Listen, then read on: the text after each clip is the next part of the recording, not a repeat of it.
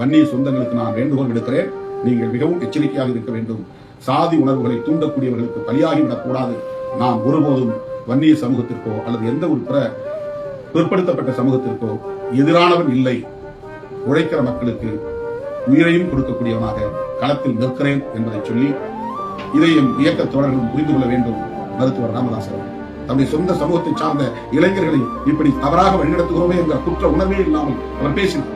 தன்னுடைய பிள்ளை பெரிய படிப்பு படிக்க வேண்டும், தன்னுடைய பிள்ளை தமிழ்நாட்டில் முதல்வராக வர வேண்டும் என்று ஆசைப்படுகிறவர், தன்னுடைய பேரப்பிள்ளைகளை எல்லாம் மிக உயர்ந்த கல்வி நிறுவனங்களில் படிக்க வைக்கக்கூடியவர், அந்த பிள்ளைகளுக்கெல்லாம் இந்த முழக்கங்களை சொல்லித் தராதவர், அப்பாவி வன்னிய இளைஞர்களுக்கு இந்த வெறியை ஊட்டுவதையே.